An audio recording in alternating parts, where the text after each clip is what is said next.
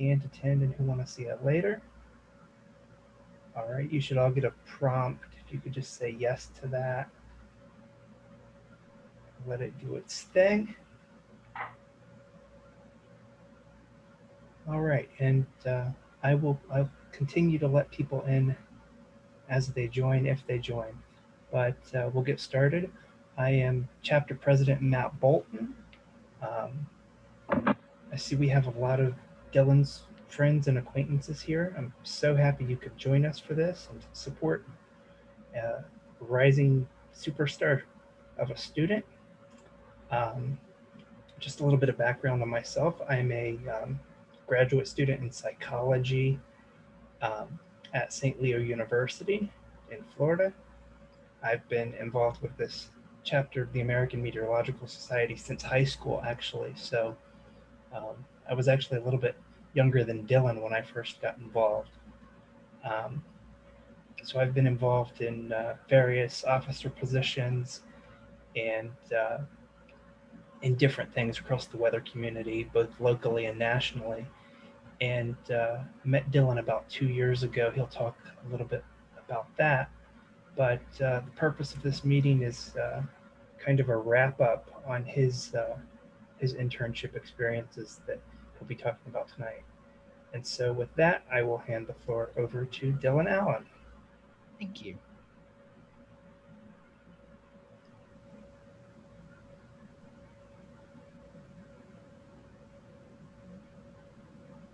Good evening, everyone. I hope everyone is having a great Friday.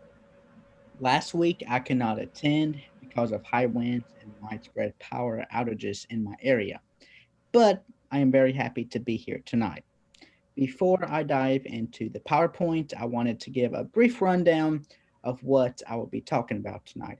First, I will start with a little intro about myself. After that, I will talk about my experience at the National Weather Association, and then I will talk about my two weather projects.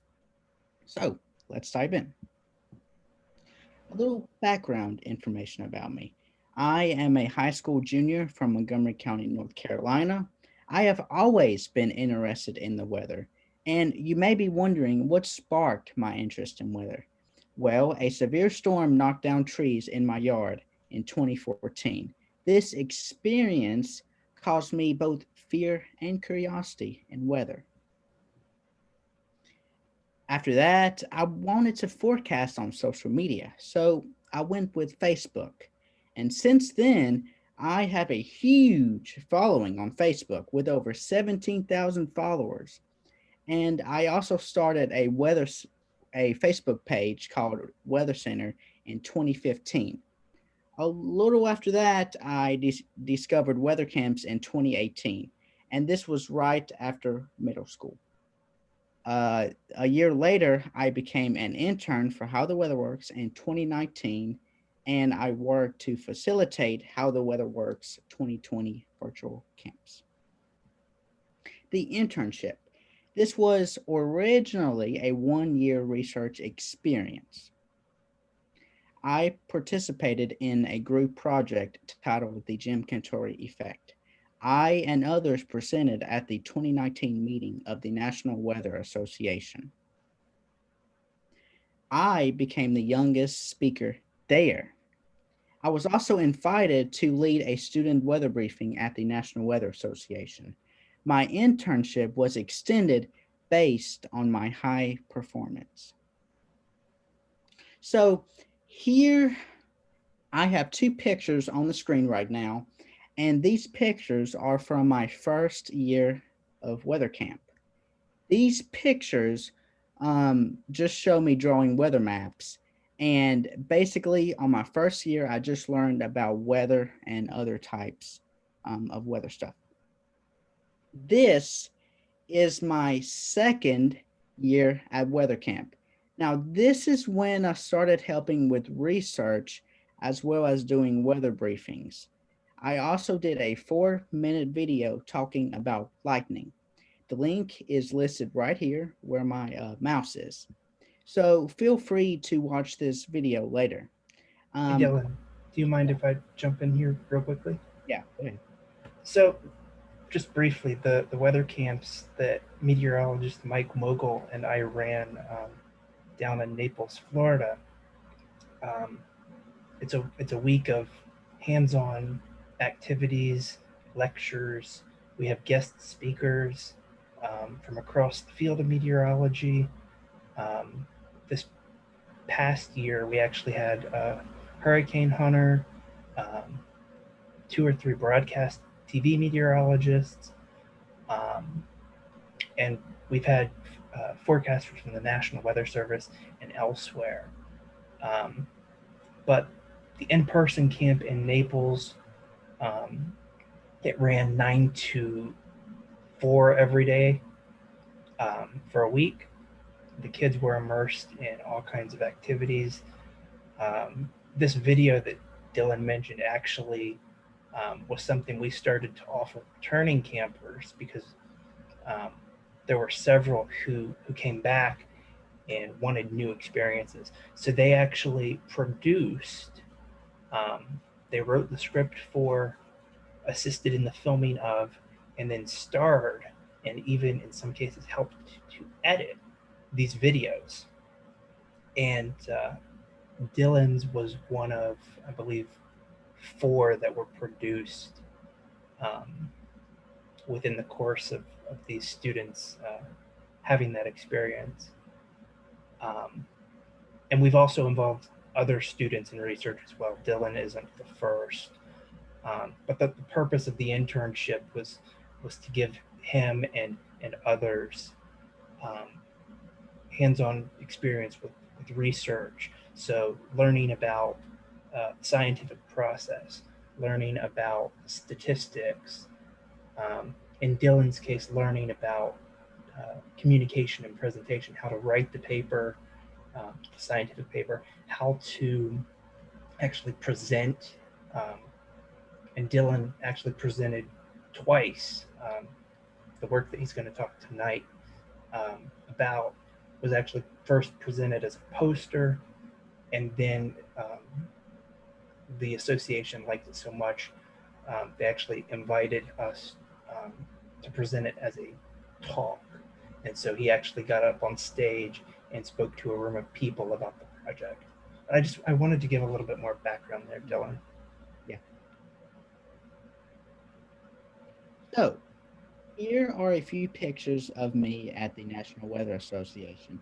And you may see a few faces that look very familiar to you, like Mussolini, which is the director of the National Weather Service, and Kelly Cass from the Weather Channel. And by the way, this poster back here is the Jim Cantori effect, and this is one of the posters that I will be presenting tonight. And then this picture down here is just of me preparing for my weather briefing, which leads me into this slide. This is also a YouTube video. It's a roughly 6-minute video of me and another high school student presenting in front of about 500 to 700 people. So I will give you just a moment to screenshot this slide so that you will have the link later.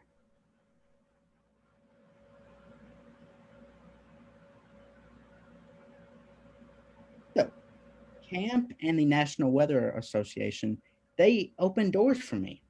In December of 2019, I shadowed my favorite meteorologist, Tim Buckley, from WFMY. I was also featured in my local newspaper in Montgomery County, North Carolina, and this was about my experience at the National Weather Association. Have continued my social media forecasting and was recognized by Senator Eddie Gallimore, which I was then invited to be a part of the North Carolina Senate page. All of these experiences, they solidified my passion for meteorology. And now I know that this is something that I want to do as a job. So this is the newspaper article that I was talking about. I will now take about 1 minute for you to read this, and you can also screenshot this, so you will have it later.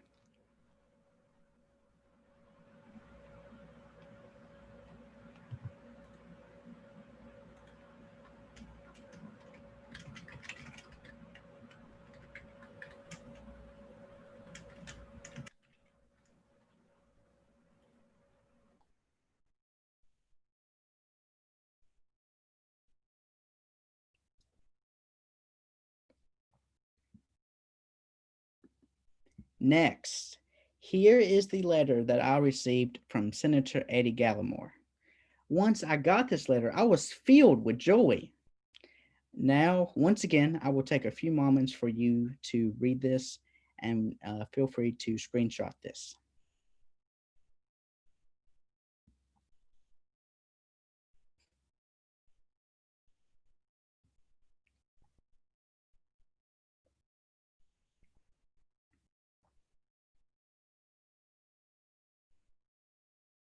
Okay. So, this is a picture of me and Tim, my favorite meteorologist at WFMY. And this picture over here is me actually telling the weather on the green screen. And this is what you would see on TV. So, as you can see, I have done a lot over the past 2 years. I hope to become a meteorologist one day.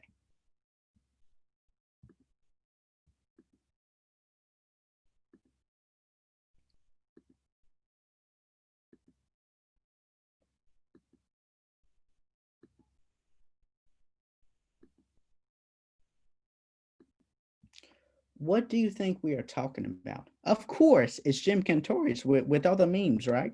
Yes. So,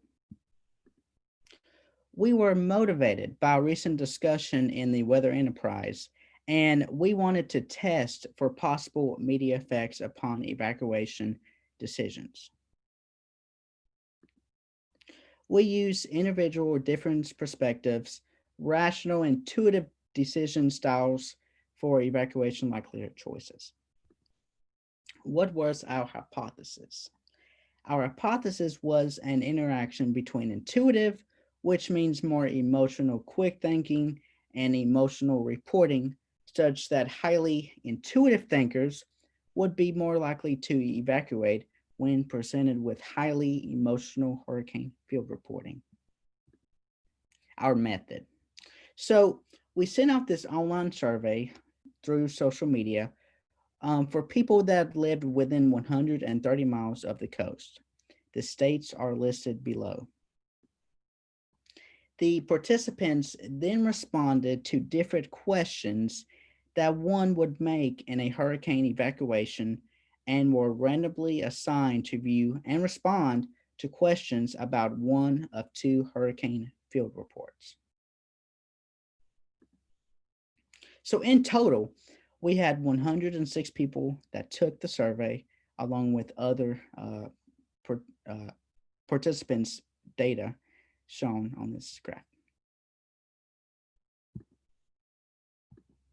So, a 2 by 2 ANOVA tested participant evacuation likelihood and weather hurricane fear perception. The results. Our hypothesis was rejected, so we didn't have any intuitions like condition interaction. However, there was a main effect of intuition, whereby highly intuitive people expressed more fear for weather. Also, there was a main effect of condition. People exposed to highly emotional field reporting were more likely to evacuate. Now, I want you to pay attention. Now, there are a bunch of numbers on this graph, but just focus on the numbers in the red boxes, in the two red boxes. In the first red box, it shows the main effect of condition. The main effect of intuition is shown in the second red box. And here's our correlations. Home attachment was correlated with fear of hurricanes. Media trust was significantly associated with both fear and hurricane fear. And it was also significantly correlated with intuition. Our discussion. People who think more on their feet appear more fearful of weather. Emotional news reporting appears to influence hurricane evacuation behaviors. However, we caution meteorologists to be careful about hype. People more attached to their homes are more afraid of hurricanes. Also, as people become more fearful of hurricanes and weather, they place more trust in media personalities talking about hurricanes. And this is possibly associated with faster and more emotional thinking styles. Conclusions. So, our data does show that the Jim Cantori effect is real. That is to say, emotional field reporting does appear to influence hurricane evacuation decisions. And then we have this picture here that shows Louisiana tells meteorologist Jim Cantori to stay home amid Hurricane Delta. And then here's our reference.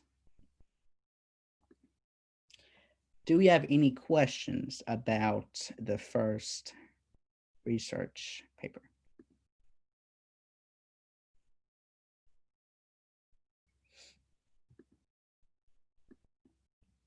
Well, I must be doing a pretty good job then if we don't have any questions. So, we were going to have a 5 minute break, but Dylan, you're doing great on time. So I would say just keep going. okay. Yeah. So our second severe weather res- uh, our second poster was about severe weather, and it was a pre-post test of negative emotionality, weather fear, and protective action. Introduction. The forecasting of severe and especially dangerous weather is a core function facilitated by meteorologists. Much attention has been paid to the practical aspects of forecasting and the atmosphere physical mechanisms. Still, forecasts respect the human aspects of their craft, even as meteorology has emphasized physical science. Most societal impacts work in meteorology focuses on improving theoretical models of weather communication and understanding group-based dynamics. So researchers, they seek to answer questions about individual reactions and responses to pleasant as well as more dangerous weather conditions. The literature on storm fears and anxiety has been limited since John Westfield introduced the topic in 1996. Westfield noted that storm phobia involves, and then here are just a few quotes. But what we need to point out is that his work paved the way with early description of phobias to severe thunderstorms and tornadoes in particular.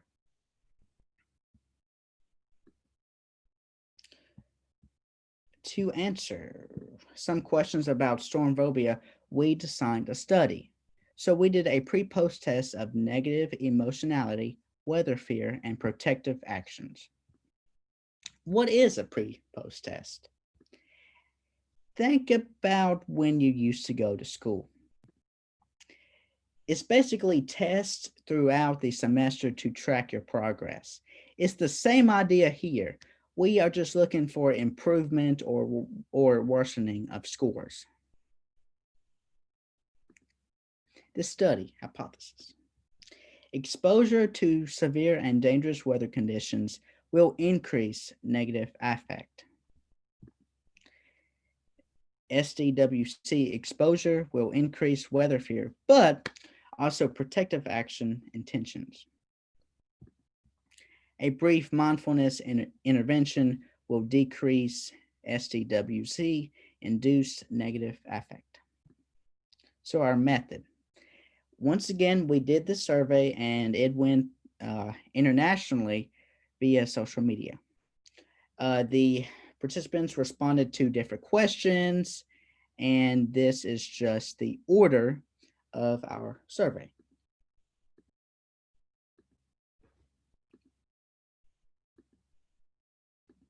And I'll take a moment for you to look through that right quick.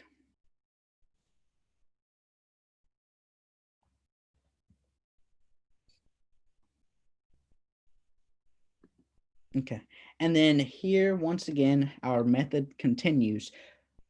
We had 106 participants. Now, if you remember to our last study, we also had 106 participants. So what are the odds of that happening? I mean, really? So 76 fully completed affect and 80 each fully completed weather fear and protective actions. So here are the results.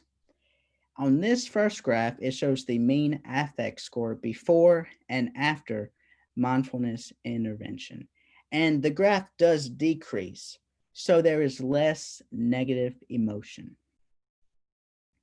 On this second graph, the participants responded to after watching a dangerous weather video, people are more likely to protect their homes against bad storms after severe weather exposure. This is shown by the graph increasing. And then here's the last chart. And once again, after watching a dangerous weather video, the fear for weather increases as shown by the graph. Discussion. This study was the first to test relationships between SDWC, multimedia exposure, and negative emotions, and the first to test mindfulness as an intervention in lessening negative affect after storm exposure. The effect persisted while controlling for lived experiences of severe weather and lived experience of hail, which was a significant covariant. Covariants are variables that attempt to capture some experience of the participants which might affect the study, like hail. So, our conclusion.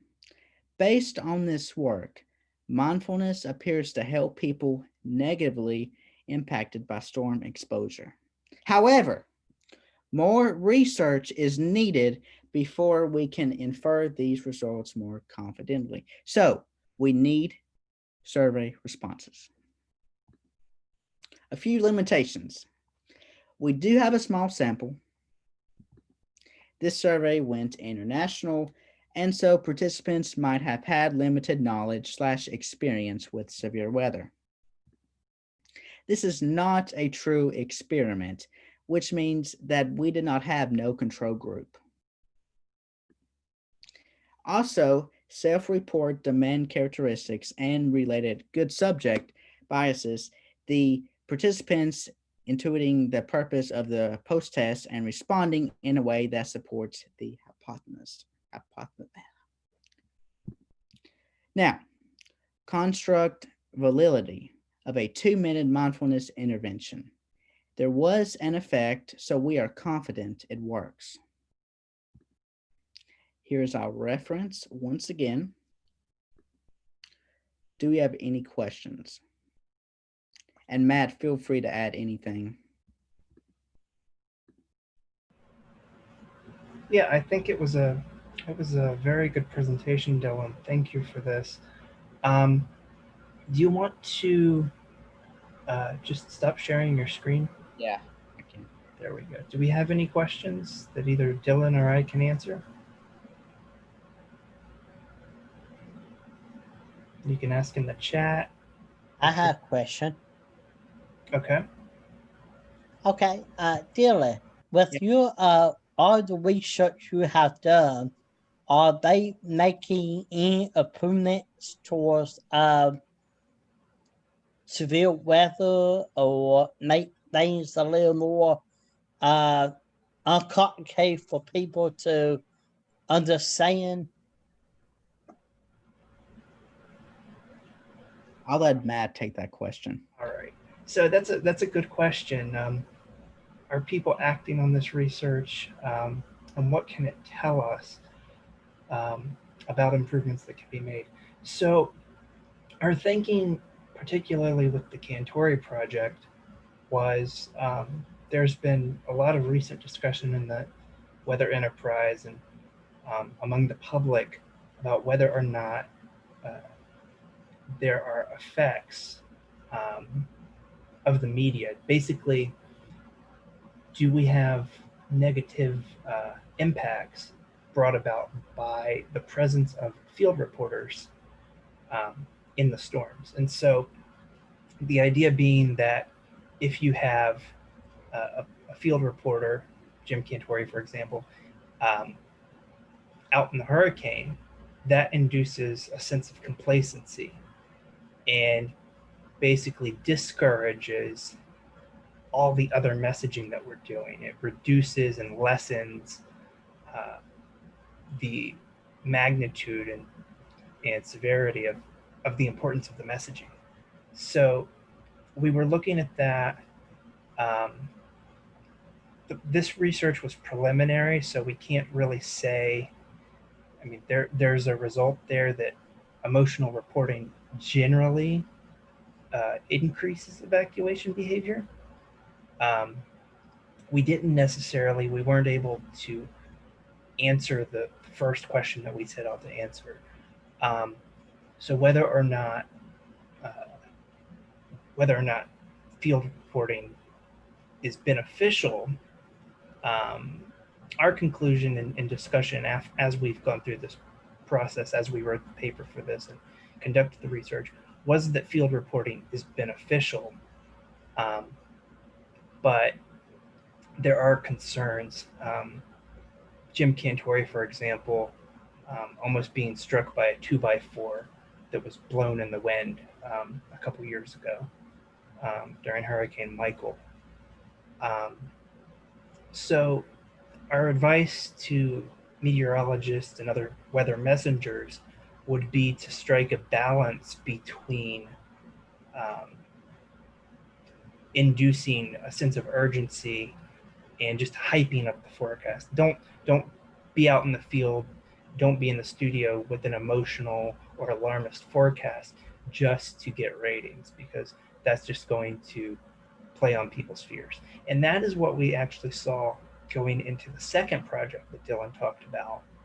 Um, because our framing, we didn't ask about um, we didn't ask about any kind of news viewing habits or effects there, but we framed the video that we showed like a newscast. So it simulated that same style of video that you would see in a news report after a hurricane or a tornado, um, with the idea being, what can we do? What can we recommend potentially to help people who have negative emotions after storm exposure? And mindfulness arose as one possible intervention for that.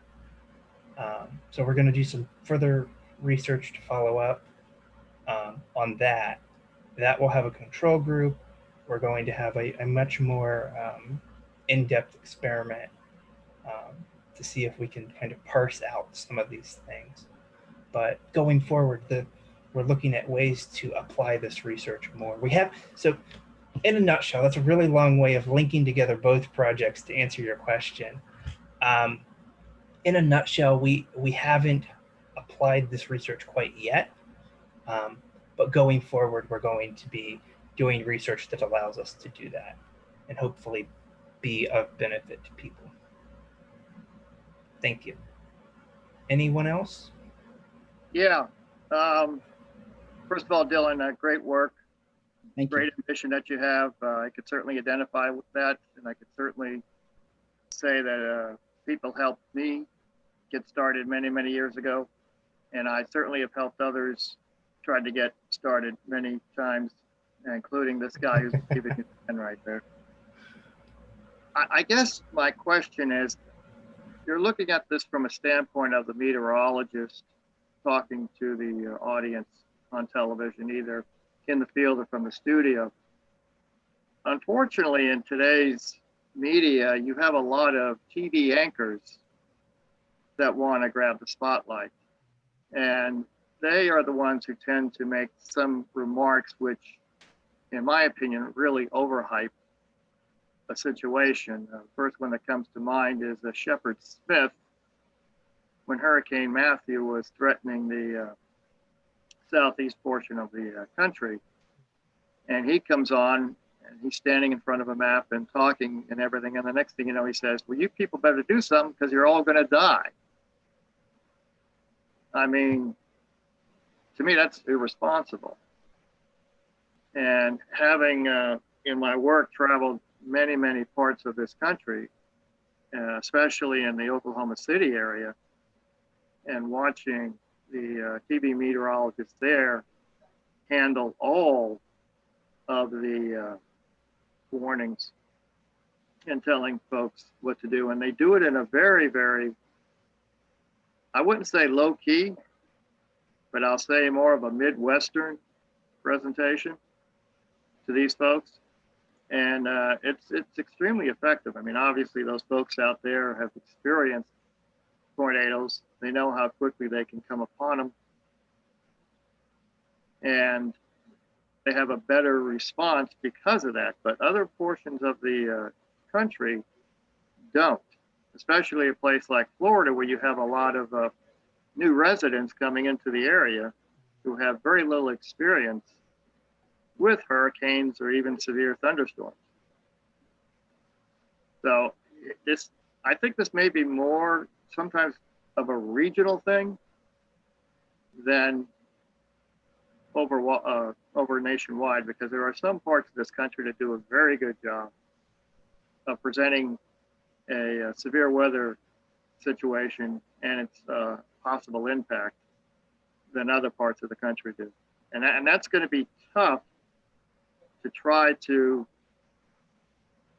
get more TV meteorologists to do that for their part of the country. Because, TV meteorologists, a lot depends on ratings.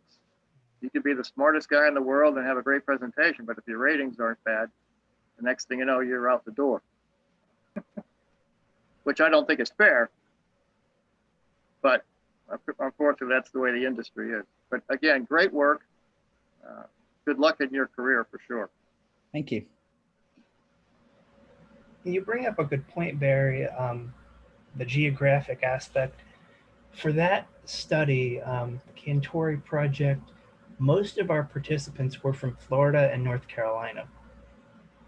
And so you have some societal factors there. We could consider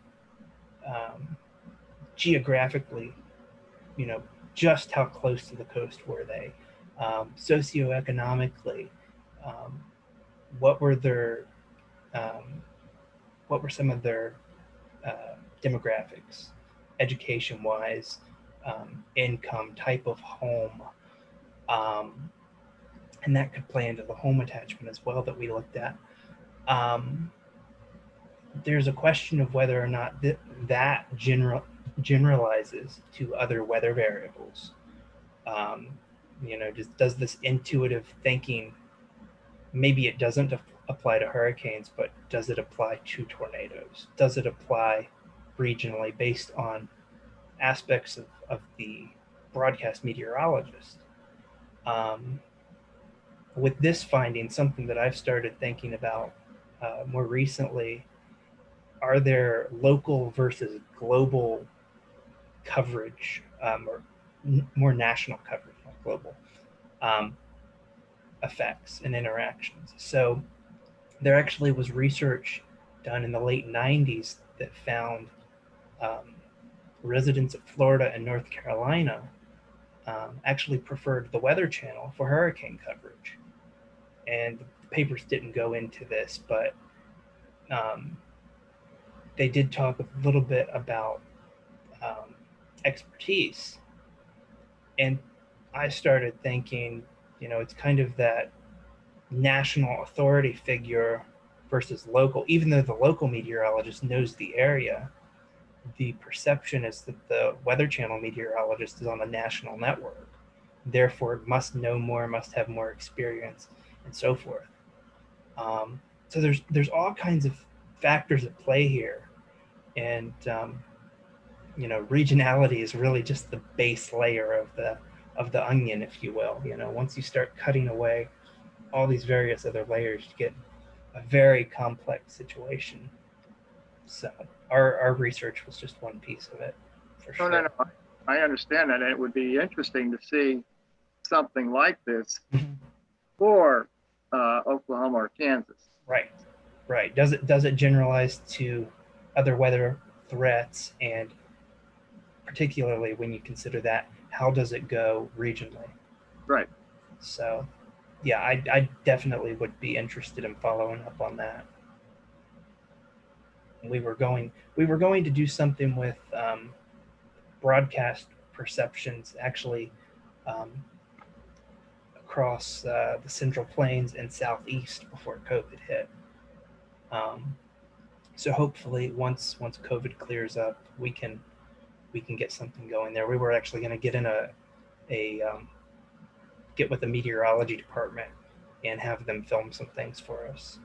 So hopefully, once we get out of the pandemic, we'll be able to look at some of that research more in depth. Good. Thanks for that, Barry. I appreciate it. Anyone else have questions? Any comments, Dr. Alt? Great job. I'm very supervisor of the supervisor. Yeah, I try to keep up. No, I'm just really impressed with the presentation. Dylan did a great job, and it was really easy to follow, even though I was like, oh, covariate, that's a scary word. I know my students always have grumpy looks on their face when I talk about those things, but no, you covered it very well. And I love the question about the application. I thought that was that's a really important question. And I'm a researcher, so for me, I'm always kind of looking at things that may or may not have a useful purpose immediately, but just add to the knowledge base. So I always appreciate application because it's kind of the way that we use what we learn. So I thought that was a great presentation, guys. Very, very proud. Thank you. All right. Well, if nobody else has questions, I was going to make some chapter announcements since we do have a couple members here. Still planning a social for the end of the month. And then our next speaker, I believe actually it's going to be on December 8th, and he's a meteorologist at the University of Oklahoma. He's going to be talking about some of his master's and PhD dissertation research on, I believe, on perceptions of storm prediction center graphics and the overlap that has with forecasting methodologies. So to the members, I hope you'll join us for those. To everyone else, thanks for joining in to see Dylan. I'm grateful for your support of him, and thank you for supporting the chapter.